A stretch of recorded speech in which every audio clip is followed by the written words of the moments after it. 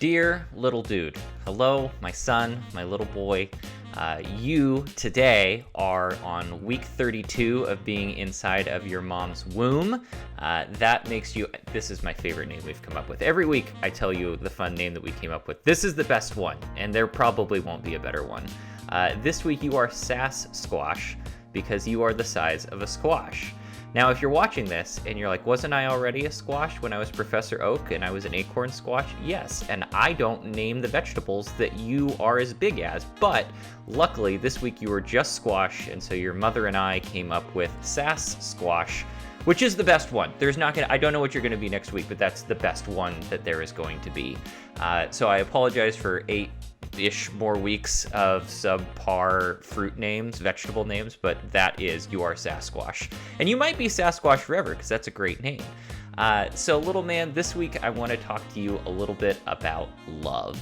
And no, this is not a Valentine's Day episode. This is an episode that happens to be taking place on the same day as your mother and I's 1-year wedding anniversary. And I think that's pretty cool. And so I'm going to share my thoughts about that. By the way, title of this episode, I originally was going to make What is Love? But there was a band back in the 80s who had a song that was What is Love? And I don't want people searching for Hadaway to find this video. I mean, probably a lot more people are searching for Hadaway, so maybe I should do that. But I want to talk with you a little bit about love, because when I was a little boy, which you are going to be soon, my parents didn't always seem to love each other. That was accurate. They got divorced when I was 12 or 13. But I remember growing up and being absolutely terrified of being in a relationship where I didn't love my partner. I love your grandma and your grandpa, and they are both happier now that they have divorced. Maybe we'll do another episode someday on divorce. It's not so bad. But love was something that I never really saw them doing. I think a lot of people, when they grow up, see their parents and are like, how did you two get together? What forces conspired to make you a couple? And I remember asking your grandma about that, my mom, about how did you and dad end up together? And she said, well, your dad just called and asked if I wanted to go on a date. And I was like, had you ever spoken before? And she's like, no, I don't think so. And I was so he just called you and said, do you want to go on a date? And you said yes, and that was it. And she's like, yeah, pretty much. And that just seems like crazy, like that's the beginning of a relationship. But I mean, the way I found your mom is not any more, I guess, noble or interesting. Your mom and I met on a dating app. It's called The League. By the way, this episode brought to you by The League. Not that they paid me, but just literally I wouldn't be married to my wife if the dating app called The League didn't exist. Your mom and I met on The League. She was my very first match on it. She had been on it for 8 months, so she had a lot of matches before me. Your mom and I connected, we started talking, and then she disappeared. She ghosted me for like a month. And a month later, she was like, oh, I'm not very good at checking this. Do you want to go on a date? And I was like, yeah, sure. I mean, I'm single. I had been in a long relationship. Truth be told, little man, I was engaged before I met your mom, and I thought I had found what love is. Let me rephrase that. I was not engaged when I met your mom. I had been engaged for a few years to someone who was sick. She had an eating disorder, and it totally distorted the nature of our relationship because I had to be solely a caretaker. I had to be solely someone who was giving all the time. And I, to my detriment, didn't know how to speak up for what I needed. I didn't know how to say, this is what I want and this is what I need. So I turned myself into a caregiver. And it was several years of that were very, very hard. And then we broke up because I wasn't happy. First lesson about love, little man. If you are not happy, it doesn't have to be that way. You don't have to endure being unhappy for a long period of time. And that's scary to be alone, but in my world, I think it's scarier to just suffer indefinitely. So I broke up with that person, and then your mom and I went on our very first date, and literally before we even got to the date, I was like, I think this is a pretty special person. your mom was telling me via text that she was like, when I get engaged, here are my feelings on engagement rings. And she told me all about why she is all about getting a lab diamond as opposed to a real diamond. And I was like, oh my gosh, I also have similar feelings about that. How many people actually do? And I just love that your mom had strong opinions, that she wasn't afraid about sharing, and that she'd done her research, that your mom's really smart. And so we went on our first date. And when you've been dating a lot, you find out that dating sucks. And it sucks when you're 16 and it's not dating, it's just you happen to be going out with whoever is nearby. It'll probably be another term. My mom always used to ask me, are you going steady with anyone? And I was like, no, nobody's been going steady since the 50s. So for me, it was going out with. Maybe, when you're young and in high school, it'll be something else. But dating sucks because it's a constant series of disappointments. It's a constant series of pain, of growing to learn what you need and learning how to represent that and to show up with that. And it's scary when the thing that you want or the people that you desire to be with actually diminishes the pool. At least for me, I always wanted the biggest pool of potential mates or partners as possible. And every time you're like, I really want a relationship where we talk about our feelings all the time, like that shrinks the pool because some people are not willing or able to do that. And so your mom and I went on our first date, and we went out for ice cream. We were in the park. When we went to the ice cream store,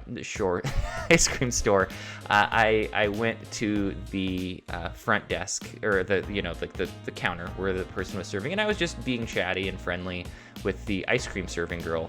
And your mom told me later she thought I was flirting with her and was kind of offended. And I was like, that's really funny because that's just how I talk to everybody.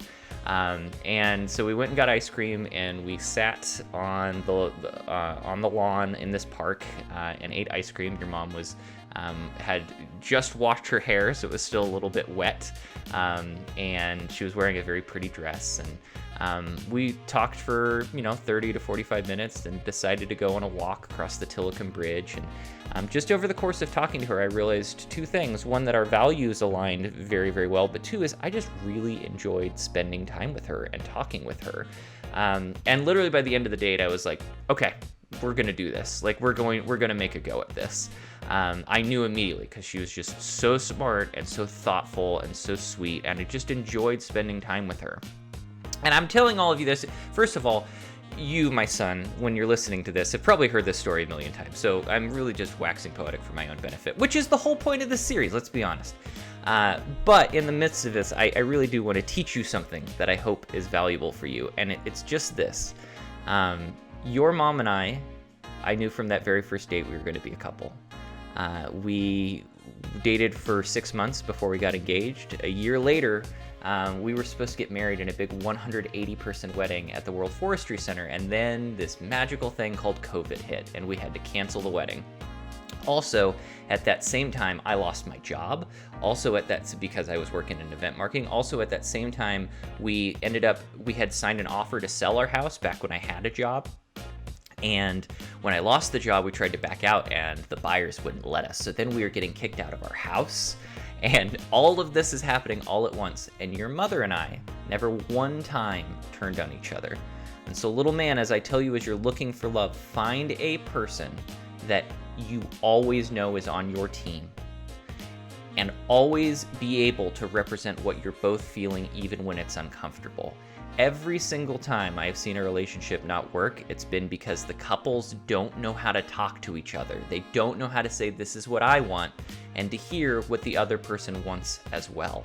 There's a lot more to it. You've got to find someone that you're compatible with, but once you do, that for me is why I have never, not one time doubted whether your mom is the person for me. I love your mom. I love your mom in a way that I didn't even know was possible.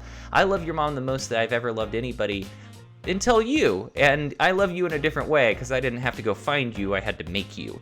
But I just want you to know, little man, that love is real, but it requires courage, and a lot of times it requires you to endure. It requires you to endure pain, and to endure heartbreak, and to stumble and fail and go through not failed relationships, but relationships that don't end up lasting as long as you would have hoped. And there's just one more thing that I'll tell you about love, little dude, and it's just this.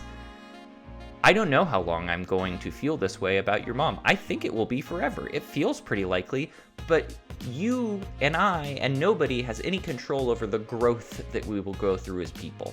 When you fall in love with somebody, you're like a plant that's growing nearby another plant, and you happen to be growing in sync with each other.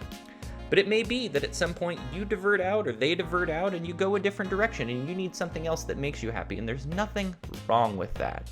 There's nothing bad about that. Divorce is not a failure. Divorce is recognizing that something isn't working and trying to find a better solution. But this isn't an episode about divorce. This is an episode about love. And I love your mom, and I love you, and I hope that you can find someone that you can be genuinely you with and not feel like you have to sugarcoat it, not feel like you have to hide it, and that you can be brave and have that person hold that, and you can hold it for them as well. That's my hope for you, little dude, because my life is so much better with your mom, and I love her to death. Hopefully, literally, to both of our deaths, hopefully in like 80 years. This turned morbid. Let's finish up with the dad joke. This one, once again, courtesy of Reddit. The dad joke for this week: what do you call a magical dog? The answer, of course, is a Labracadabrador. That is way better than last week's. If you are watching this and you are not Little Dude, feel free to find me on YouTube if you're not watching this on YouTube. And you can go to bit.ly.com/dearlittledude and always find the latest episode. Like, comment, subscribe, that stuff. I appreciate you listening to me. It is the greatest honor in the world that anybody would care what I have to say, including you, little man, little dude. You didn't ask for me to record all these episodes with you. I don't know if you'll ever watch them all, but I really am grateful that I get the chance to talk to you, and I hope that it's been beneficial for you. I love you, little man, little Sasquatch. I will see you next week. I love you. Goodbye.